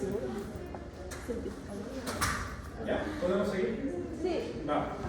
A ver. Vamos con lo siguiente. A ver, en hémato, básicamente, como no han visto mucho hémato, voy a ir solo a las partes principales, ¿ya? Entonces, en hémato, ¿qué tienen que tener en cuenta? Básicamente, la semiología hematológica no es muy extendida. O sea, hablamos que ya hemos visto parte de semiología hematológica cuando vieron piel, el anterior semestre, cuando hemos visto otro tipo de enfermedades y otros sistemas. Por eso el BASE no topa nada de semiología hematológica. ¿O han visto? No es cierto. Entonces, por eso, la semiología hematológica la tenemos que relacionar mucho con medicina de laboratorio. Entonces, en este caso vamos a ir revisando poco a poco. ¿Qué es la biometría hemática? Básicamente un recuento de todos los elementos formes de la sangre. ¿A qué me refiero? Línea roja, línea plaquetaria y línea blanca. ¿Okay? Entonces, básicamente, ¿qué tenemos que saber? Que tenemos varios parámetros. ¿Cuáles son súper importantes? Hemoglobina, hematocrito. ¿Cuál es la diferencia entre los dos? La hemoglobina, que nos mide la proteína que está transportando el oxígeno, ¿cierto? Y el hematocrito, en cambio, mide básicamente, hace una relación entre el volumen de eritrocitos que están circulando y el volumen total de la sangre. Tenemos otros valores, por ejemplo, uno que nos ayuda mucho es el volumen corpuscular medio. ¿Qué es el volumen corpuscular medio? Aproximadamente, ¿qué volumen tienen mis eritrocitos? O sea, es decir, qué cantidad de ml o de dl o de lo que sea tienen mis eritrocitos. ¿Ya? Ahí tenemos otros parámetros que no me voy a meter mucho hoy día, pero básicamente son parte de las biometrías hemáticas. Ok, valores normales del hemograma. A ver, yo les puse una tabla, pero básicamente cada laboratorio, cada hasta cierto punto sitio, tiene sus reactivos específicos. Entonces, por ende, cuando tú te haces una prueba de sangre, ¿qué es lo que pasa? Te ponen un valor de referencia. Es decir, prácticamente en este caso no siempre vas a tener este valor, sino que básicamente necesitas rangos de referencia en este punto. Ok, ¿qué es la anemia, chicos? Básicamente la anemia es la disminución en el número absoluto de eritrocitos que tenemos en la sangre. Tenemos diferentes formas de definir la anemia. Yo les puse prácticamente la definición de la OMS, ¿okay? Que considero que es la más global. ¿Cómo define la OMS a la anemia? En hombres, menos de 13 gramos sobre decilitro. En mujeres, menos de 12 gramos sobre decilitro. De ahí ven que, por ejemplo, en mujeres embarazadas disminuye, en niños un poco también, pero acuérdense sobre todo del 13 y del 12. ¿Okay? Menos de eso, hablamos de que nuestro paciente de pronto tiene una anemia, ¿no es cierto? Como les digo, hay bastantes definiciones, no se ponen de acuerdo cuál vamos a utilizar. La verdad, usen la que más les parezca.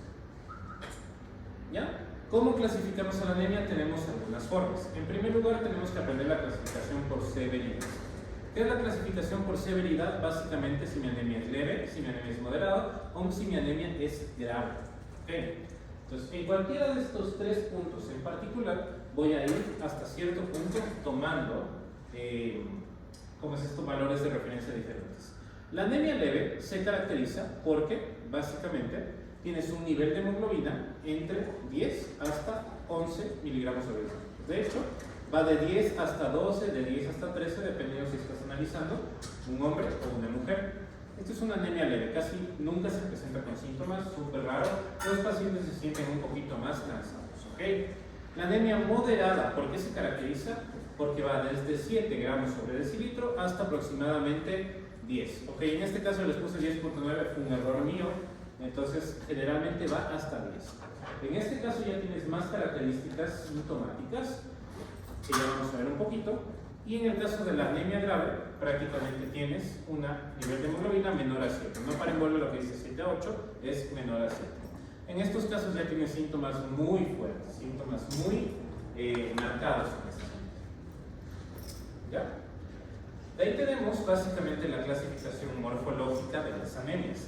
Esta es hasta cierto punto la más importante, porque dependiendo de esto voy a seguir un algoritmo en particular. ¿Ok? Entonces, en la clasificación morfológica de las anemias, ¿qué tenemos?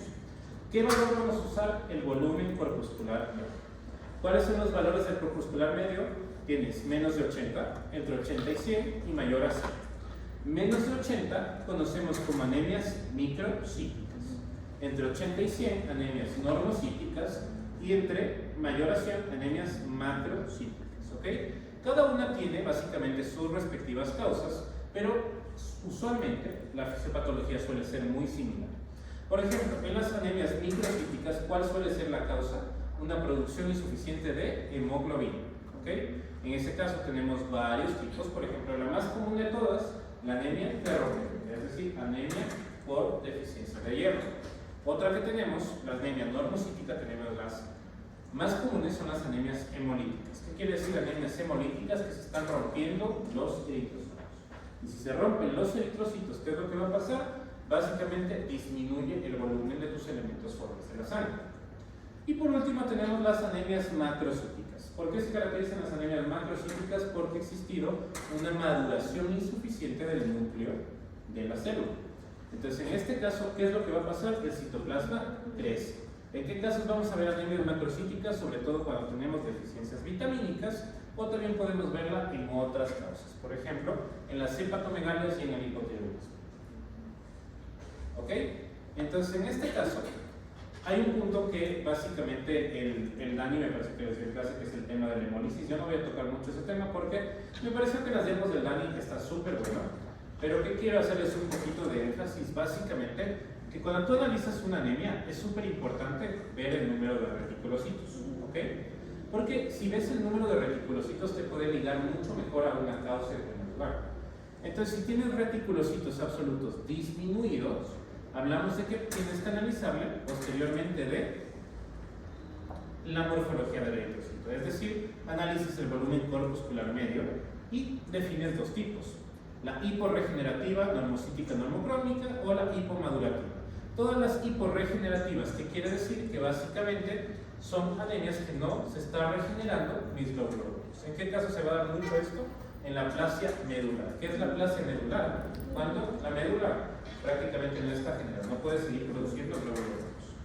Y la hipomadurativa son casos en los que el eritrocito no puede terminar de tomar su forma final. ¿En qué casos vemos esto? Déficit de hierro, déficit de vitaminas, anemia sideroblástica, intoxicaciones, etc. Si mi conteo de reticulocitos está aumentado, ¿qué tenemos que analizar posteriormente? La bilirrubina. ¿Okay? Si mi bilirrubina está aumentada, ¿qué vamos a tener en este caso? Hemólisis. ¿Okay? Sin embargo, si yo no tengo una bilirrubina aumentada, pero tengo una reticulocitosis, ¿qué puede ser en ese caso? Una hemorragia. ¿Okay? ¿Por qué? Porque básicamente produzco más eritrocitos, pero sin la necesidad de que la bilirrubina se esté aumentando. Hemólisis tenemos de bastantes tipos. La hemólisis, en este caso, ¿por qué se va a dar usualmente? ¿Qué bilirrubina te va a aumentar? La bilirrubina indirecta. ¿Ya? La clínica de la anemia. O sea, la clínica de la anemia es súper conocida, súper escuchada.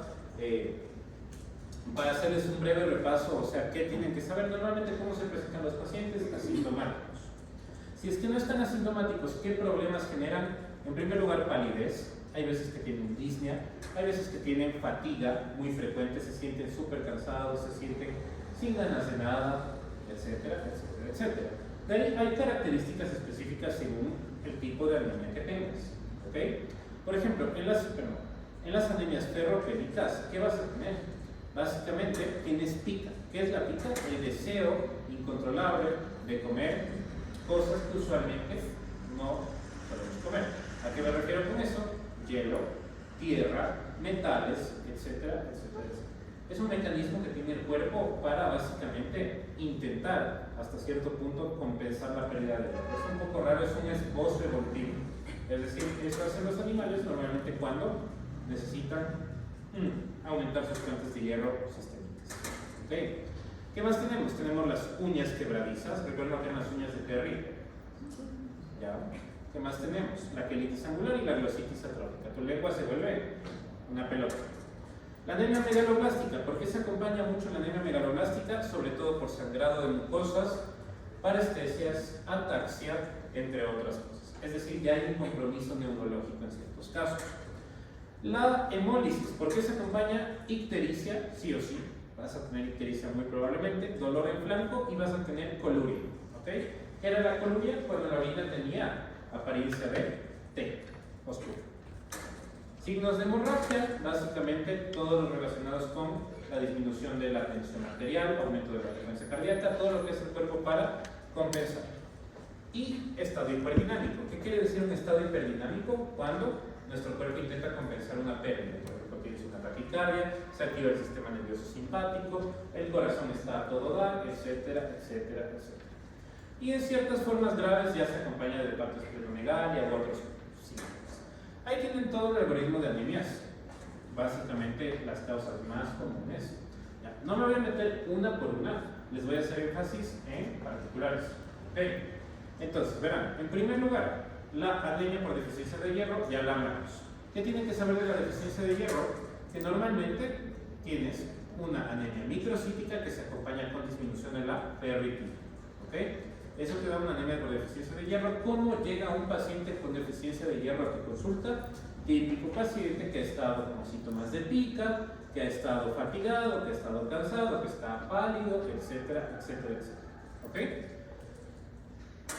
Otra que necesito que sepan es la talasemia. ¿Qué es la talasemia? Básicamente, en laboratorio, ¿qué vas a tener en una talasemia? Normalmente vas a tener una ferritina que a veces puede estar aumentada, otras veces normal. El conteo total de glóbulos rojos va a estar usualmente disminuido y se caracteriza porque tienes una electroforesis de proteínas anormal. Las talasemias, siempre acuérdense que son pacientes que básicamente tienen antecedentes familiares de estas patologías, de problemas en la sangre, de anemias y que tienen usualmente una ascendencia mediterránea. ¿A qué me refiero? Paciente que viene de Grecia, paciente que viene de Turquía, paciente que viene de Túnez, etcétera, etcétera, etcétera. ¿Ok? Entonces, básicamente se acompaña de hecho mucho por retrasos del crecimiento. ¿Ok? ¿Qué otro caso tenemos? La enfermedad de Barth. ¿Ok? No sé si escucharon la HB Barth alguna vez cuando vieron genética. Sí. Esto ya es muy específico. ¿Ok? Entonces, básicamente es un recién nacido que tiene una anemia muy severa. ¿Y por qué se caracteriza? Porque tiene un edema generalizado súper grave. ¿Por qué se da esto? Porque recuerdan que nuestra hemoglobina tenía cadenas muy particulares en su composición química.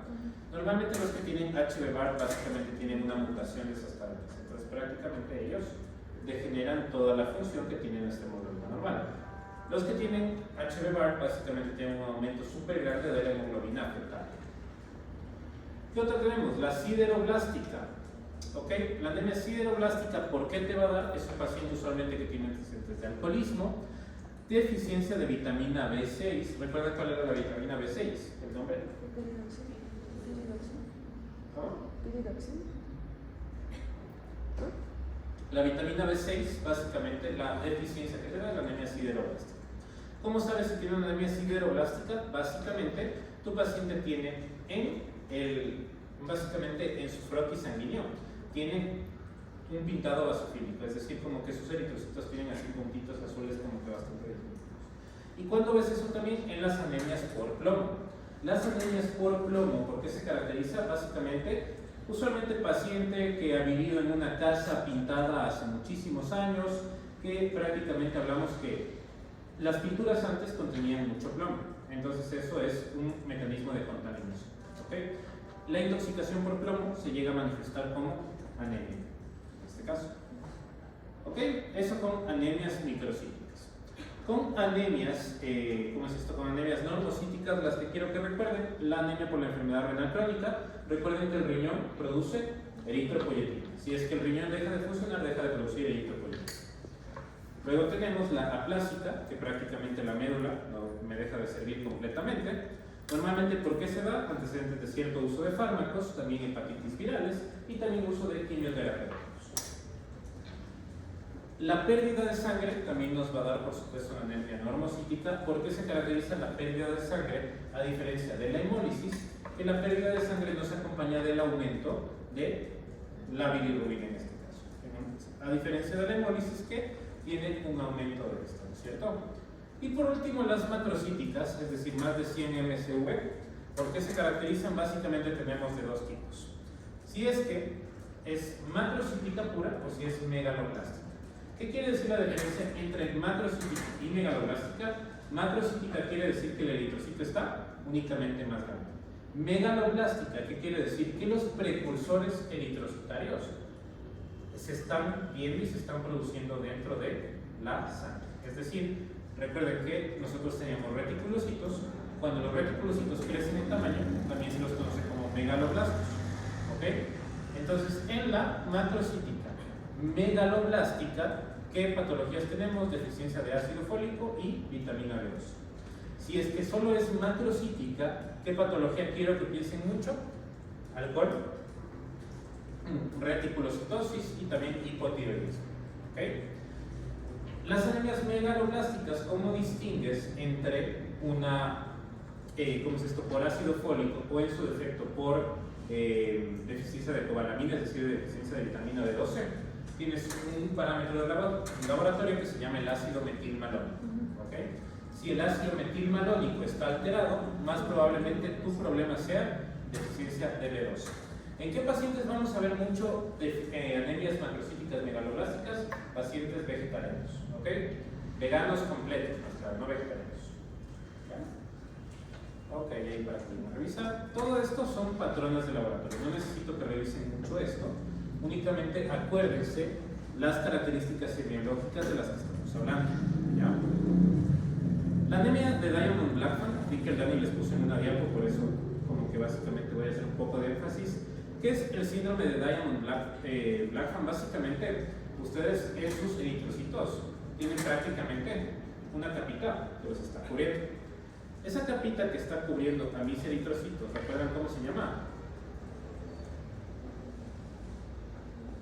¿No? Sí, tal vez. Ok. Básicamente, ¿por qué se caracteriza la anemia de Diamond-Blackfan? Básicamente porque, como no se llegan a formar adecuadamente los reticulocitos, ¿qué es lo que pasa? Generan una apoptosis. ¿Ok? Entonces, al generar una apoptosis, ¿qué es lo que termina pasando con ello? Generas una reticulocitosis rápida.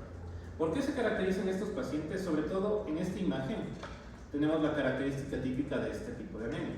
Básicamente son pulgares, o sea, el primer dedo, que tiene una tercera falange. ¿Ok? O sea, esta es la característica clásica de este tipo de anemia. Porque de ahí tienen un montón de características específicas, es decir, tienen fatiga, baja estatura, microcefalias, etcétera, etcétera, etcétera. A nivel de diagnóstico, ¿qué está elevado en este tipo de anemia? La hemoglobina fetal. Está súper elevada, porque prácticamente la hemoglobina total tiene niveles bajos, es decir, la hemoglobina normal que nosotros utilizamos, ellos no la pueden producir adecuadamente. Entonces, por ende, la hemoglobina fetal está hasta cierto punto elevada. ¿Recuerdan qué órgano se encargaba de la mayor producción de hemoglobina a nivel fetal? El hígado. Entonces, estos pacientes también se caracterizan porque presentan hepatomegalia. ¿Ya? La hemoglobinuria paroxística nocturna. ¿Por qué se caracteriza esta patología? Básicamente, nosotros tenemos una triada. Tenemos anemia hemolítica, pancitopenia y trombosis. ¿Por qué se da? Básicamente tienen una mutación del PIK-A. ¿Okay? ¿Qué es el PIK-A? Es un gen que básicamente mide la transformación al GPI. ¿Okay? ¿Qué era el GPI? Básicamente, recuerdan que les dije que había una tapita que estaba cubriendo al eritrocito. Ese GPI es la proteína principal de esa capa. Y lo que permite es que básicamente mi eritrocito no se descomponga, mi eritrocito se mantenga íntegro, es decir, evita la hemólisis. ¿Por qué se caracteriza esta patología? Es un paciente que prácticamente se presenta con ictericia, palidez, episodios de hemoglobinuria muy frecuentes y tiene un aumento de fenómenos trombóticos. El PUMS es negativo y tiene esa triada que hablamos anteriormente. Ahora, después de terminar anemias, ¿qué nos queda? Los trastornos de coagulación. Esto yo sé que ya vieron con el Dani ayer, un poco como recapitulación que tenemos que recordar, básicamente el tema de la coagulación. Tenemos tipos de hemostasia, ¿no es cierto? La hemostasia primaria, sin mayor ciencia. ¿Por qué se caracteriza la hemostasia primaria? Por el fenómeno entre las plaquetas y el vaso sanguíneo, ¿no es cierto? ¿Ya? Así queda una plaqueta cuando se activa normalmente. ¿Ya? Después de la hemostasia primaria, ¿qué tenemos? La hemostasia secundaria. ¿Por qué se caracteriza la hemostasia secundaria? Por los factores de coagulación. Ok, tenemos algunas vías en los factores de coagulación: extrínseca, intrínseca y vía común. ¿Qué querrá decir intrínseca? ¿Qué querrá decir extrínseca? Básicamente, intrínseca quiere decir dentro de la plaqueta. Extrínseca quiere decir por fuera de ella. Y la vía común prácticamente ya involucra fenómenos en ambos partes. En esto no me voy a meter mucho porque es vicio, pero ¿qué quiero que recuerden? Sobre todo que nosotros tenemos factores de coagulación vitamina K dependientes. ¿Cómo se van a acordar de los factores de coagulación vitamina K dependientes? Acuérdense que en el parcial la Dani tuvo 2, la Martina tuvo 7. Como les hice hacer en parejas, se suma 9 y por buena gente les puse 10. Entonces los factores de coagulación son 2, 7, 9, 10, vitamina K dependientes. Ok, en este caso, ¿por qué se caracterizan estos básicamente factores? Porque nos permiten un fenómeno procoagulatorio, es decir, permiten formar coágulos, ¿no es cierto? Ya, tenemos vías de anticoagulación, dos principales, la vía de la antitrombina 3 y la vía del APC. Estos bloquean fenómenos en diferentes partes del fenómeno de la procoagulación. ¿Okay? La heparina, que es un fármaco que seguramente ya lo vieron, lo que hace es potenciar básicamente la acción de la antitrombina, ¿cierto? Y todo esto hace que se potencie la plasmina que termina degradando al fibrinogen y la A nivel de desórdenes, tenemos que recordar que tenemos desórdenes de hemostasia primaria y desórdenes de hemostasia secundaria. Los de hemostasia primaria tenemos trastornos plaquetarios y tenemos también trastornos que afectan a la pared vascular. Entonces, en este caso, aquí tenemos los que nos están afectando directamente a nivel genético, mis plaquetas. Ya vamos a ver un poco de ellos. Esta tablita, apréndansela súper bien. ¿Por qué se va a caracterizar esta tablita? Porque tenemos causas de desórdenes de hemostasia primaria, tanto básicamente como que plaquetarios como vasculares. ¿Cuáles son los vasculares? El síndrome urémico hemolítico, o también conocido como SHU, y también la púrpura trombocitopénica idiopática. Entonces, en este caso, ¿qué quiero que se acuerden? Sobre todo del SHU. El SHU se acuérdense bastantísimo porque se acompaña de una triada clásica. ¿Cuál es la triada del SHU? Básicamente es hemólisis acompañada de insuficiencia renal aguda. ¿Ya? Y también se caracteriza porque es un cuadro en el que ha existido previo contacto con la Shiga-like toxin. ¿Recuerdan lo que era la Shiga-like toxin? La toxina que venía de la E. coli interhemorrágica o de la Shiga, ¿cierto? Entonces, acuérdense siempre que hay pacientes que te pueden producir con una hemólisis súper importante y aparte de eso una insuficiencia renal aguda, Si tuvieron un pródromo digestivo, un pródromo de sangrado gastrointestinal, de diarrea, de una gastroenteritis previa, y te están presentando con esos síntomas de ahora, acuérdense que posiblemente puede ser un shock. ¿Ok? Básicamente tienen luego la PTT o púrpura trombocitopénica trombótica. Esta de aquí básicamente, ¿por qué se caracteriza? Son pacientes los cuales previamente han estado sanos y tras una cirugía, tras una intervención, tras un embarazo, normalmente ¿con qué se terminan presentando? Con prácticamente una púrpura. ¿Recuerdan lo que era una púrpura? Básicamente un trastorno a nivel de la piel, que tú ves así como que bastantes morados, ves bastantes petequias, y aparte de ver bastantes petequias, ves hasta cierto punto alteración en los tiempos de coagulación. Tenemos la coagulación intravascular diseminada. No quiero que se metan mucho en la coagulación intravascular diseminada, lo único que quiero que recuerden es que es una enfermedad que afecta tanto a las plaquetas como a la coagulación. ¿Okay? Por eso, en la coagulación intravascular diseminada van a estar aumentados los tiempos de coagulación y también los tiempos de sangrado. La púrpura trombocitopénica inmune, ¿por qué se caracteriza? Porque tienes autoanticuerpos que están atacando básicamente los sistemas de agregación plaquetaria. En este caso son asintomáticos, pero también se pueden presentar con microhemorragias, sangrados, etcétera, etcétera. El síndrome de Bernard-Soulier y de Glasman, ¿qué son? Básicamente son patologías relacionadas con un problema genético. ¿Cómo nos vamos a acordar de cada uno? El Bernard-Soulier básicamente es un trastorno de adhesión plaquetaria. ¿Qué quiere decir de adhesión? Que la plaqueta no puede pegarse adecuadamente al endotelio. En este caso lo que está dañado es el GP1B, principalmente. En el de Glasman, ¿por qué se caracteriza? Porque el daño es de agregación. ¿Qué quiere decir la agregación? Que las plaquetas no pueden juntarse las unas a las otras para formar el tapón plaquetario. ¿Ok? Este es autosómico recesivo y lo que se daña es el GP2B3A. En el de Bernard-Soulier también se caracteriza y también se le llama la enfermedad de las plaquetas gigantes, porque las plaquetas tienden a tener la forma de un eritrocito, son súper grandes. Ya, desórdenes de la hemostasia secundaria, ¿qué quiero que recuerden? Que tenemos básicamente problemas en vía intrínseca, problemas en vía extrínseca y problemas de ambas vías. ¿Cuáles son los problemas coagulatorios más comunes? Las hemofilias. ¿Ok? ¿Ya? Ahí tienen básicamente dónde se da el daño de cada uno de los componentes. Básicamente, aparte de tener el daño a nivel de la hemofilia, tenemos básicamente la deficiencia de vitamina K y la cirrosis hepática, que nos pueden dar también problemas coagulatorios. ¿Ok?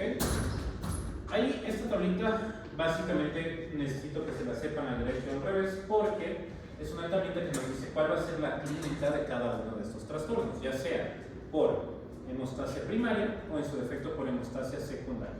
Los de hemostasia primaria, ¿qué quiero que recuerden? Que tienen sangrados súper pequeños, que son abruptos. ¿A qué me refiero con estos? Que después de tener un traumatismo, después de tener un problema, el sangrado comienza súper rápido. Y son sangrados leves. Tienes epistaxis, tienes sangrado de encías, es decir, gingivorragias, tienes sangrado gastrointestinal, y aparte de ello tienes petequias, púrpuras, es decir, ya se presenta algo así, o sea, todo petequia. Entonces, en cambio, en los trastornos de la hemostasia secundaria, el sangrado comienza mucho después. Hablamos de que tuviste un traumatismo y el sangrado comenzó mucho tiempo después. Esto hablamos que son pacientes que se presentan con hematomas muy grandes y tienen una característica típica que es la hemartrosis. ¿Qué es la hemartrosis? Presencia de sangre a nivel de las articulaciones. Algo así. ¿Claro? Entonces, son básicamente trastornos que el sangrado es posterior, pero en mayor cantidad. ¿Ok? En el caso de la coagulación intravascular diseminada, básicamente vas a tener un mix de todo. Vas a tener sangrado petequial, aparte de eso, equimosis, que puedes tener sobre todo lo que se conoce como el UCI. ¿Qué quiere decir UCI? Que por ejemplo tienes una herida quirúrgica y la sangre empieza a salir y a desparramarse por ahí. ¿Qué quiere decir coagulación intravascular diseminada? Que a nivel de todo el cuerpo tienes una disfunción completa de tus factores de coagulación y se empiezan a formar microtrombos y microcoagulaciones a nivel de todo el cuerpo. Complicación número 1, o una de las más fuertes y más complicadas de las cirugías abdominales sobre todo, y también traumatológicas. ¿Ya? Estos son los hallazgos de básicamente el laboratorio que pueden presentar. ¿Por qué les pongo esto? Re importante. Que quiero que se acuerden básicamente que en los trastornos de hemostasia primaria, ¿qué es lo que usualmente me va a aumentar? Normalmente va a ser mi tiempo de sangrado. ¿Por qué? Porque ¿quién forma el tapón primario de coagulación? Las plaquetas. Si tengo una deficiencia plaquetaria en hemostasia primaria, lo que me va a aumentar el tiempo de sangrado. La persona va a sangrar más y más y más. ¿Ok? Entonces, en este caso, ¿cuándo vas a tener? En trombocitopenia y en la disfunción plaquetaria. ¿Ok? En la trombocitopenia, ¿por qué se caracteriza? Porque el recuento plaquetario está check, está normal. Tiempos de coagulación en hemostasia primaria están bien, no pasa nada, no tiene ningún conflicto. Los trastornos de hemostasia secundaria hay que evaluar si son extrínsecos, si son intrínsecos o si son mixtos. En este caso, todo lo que son el recuento plaquetario y el tiempo de sangrado está normal. Si es que la vía es extrínseca, ¿cuáles son mis dos factores comunes de vía extrínseca? Sobre todo el factor 7. ¿Okay? Si es que básicamente hay un daño del factor 7, ¿qué se va a aumentar únicamente? El TP o INR. ¿Qué es el TP? Tiempo de proton time. Tiempo de proton. ¿Ya? La vía intrínseca. ¿En qué caso se va a dar un daño de la vía intrínseca? Sobre todo cuando, por ejemplo, usas hemofilia, cuando usas heparina. En este caso, ¿qué es lo único que se aumenta en la vía intrínseca? El TTP o tiempo parcial del tromboplastina. En el caso de que sea mixto, se aumentan los dos. ¿Qué patologías me dan un problema mixto? Deficiencia de vitamina K. ¿Cuándo van a tener una deficiencia de vitamina K? Por ejemplo, cuando han tomado antibióticos hechotic-tal. ¿Qué es lo que pasa en ese sentido? Básicamente mataste todas sus bacterias las intestinales. Por ende, ¿quién se encarga de metabolizar tu vitamina K? Las bacterias. ¿Ok? Entonces, ahí vas a tener una vitamina K. Y tienes sobre todo deficiencia de factores de coagulación. Y básicamente trastornos de hemostasia primaria y secundaria. ¿Cuáles quiero que se acuerden? La enfermedad de von Willebrand. Básicamente es una enfermedad que afecta tanto a las plaquetas como a los tiempos de coagulación. ¿Recuerdan cuál era el factor de von Willebrand o con cuál se asociaba? Con el 8, justamente. Entonces, el factor de von Willebrand, básicamente, cuando tienes una patología de esto, aumenta el tiempo de sangrado, pero también aumenta el tiempo parcial de tromboplastina. Porque lo que se está dañando, en este caso, es el factor 8, que es parte de la vía intrínseca. Y la coagulación intravascular diseminada, como pueden ver aquí, todo se daña. Si es que terminas teniendo menos plaquetas, aumenta tu tiempo de sangrado y te suben como loco los tiempos de coagulación. ¿Ok? Y esta tablita básicamente es como una relación entre los tiempos de coagulación y básicamente qué factores se afectan. ¿Ya? Solo como repaso fisiológico, si es que tienes básicamente un aumento de las dos, del TP y del TTP, ¿qué va a estar dañado? La vía común, es decir, todo. Si es que solo se aumenta el TTP, ¿cuál va a estar dañado? Y básicamente el TP está elevado, tienes el factor 7, es decir, TP alterado y básicamente TTP normal. Factor 7 que es el único que pertenece a la vía extrínseca. Si es que tienes el TP normal pero el TTP elevado, hablamos de que el problema es en la vía intrínseca. Y si es que todos están bien, ¿qué pensamos? Básicamente que hay que necesitar pruebas adicionales. Puede ser un trastorno hiperfibrinomítico. Y ya, terminamos. Ya. Eso, chicos, ¿alguna pregunta con relación a hemato? ¿Algo que no les quedó claro? Creo que con eso están bastante